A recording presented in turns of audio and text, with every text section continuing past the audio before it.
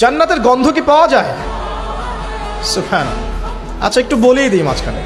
রাসূলুল্লাহ সাল্লাল্লাহু আলাইহি ওয়াসাল্লাম মেরাজে হঠাৎ সুঘ্রাণ, নবী সাল্লাল্লাহু আলাইহি ওয়াসাল্লাম বলছেন কোত্থেকে আসছে এটা? জিবরাইল আলাইহিস সালাম উত্তর দিচ্ছেন, এটা হচ্ছে ফেরাউনের মেয়ের চুল আঁচড়ে দিত একজন দাসী, যার হাত থেকে একদিন চিরুনি পড়ে গিয়েছিল। সে বলেছিল বিসমিল্লাহ বলে চিরুনি উঠিয়েছে, উঠে আবার আচরণ শুরু করেছে। এখন এর মেয়ে শুনে ফেলেছে বিসমিল্লাহ বলে উঠিয়েছে।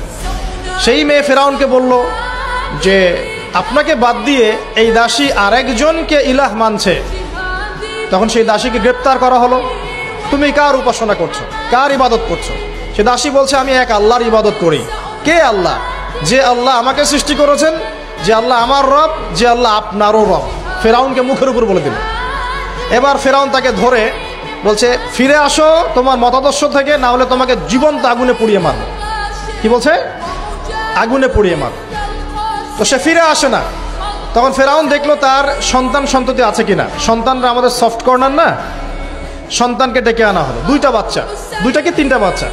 বলছে ফিরে আসো, আমাকে ইলাহ বলে স্বীকার করো, না হলে তোমার সন্তানদেরকে আগুনে ফেলে দিব।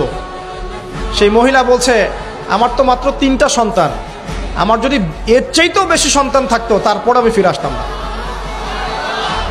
একে একে মায়ের চোখের সামনে এক এক করে বাচ্চাদেরকে জীবন্ত আগুনে পুড়িয়ে ফেলা হলো।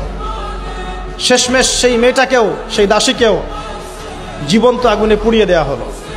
নবী সাল্লাল্লাহু আলাইহি সাল্লামকে জিবরাইল আলাইহিস সালাম বলছেন ওই যে ফেরাউনের দাসী, অনেকে বলেছে তার নাম আসিয়া, এই নামটা কোরআনে নাই।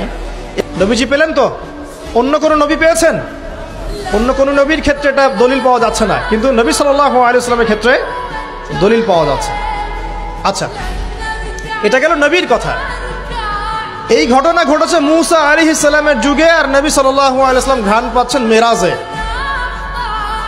চিন্তা করতে পারেন কত বছর আগে ঘটনা ঘটেছে, আমরা জানতামই না। কিন্তু যদি মেরাজে নবী সাল্লাল্লাহু আলাইহি সাল্লামের কাছে সুঘ্রাণটা না আসতো।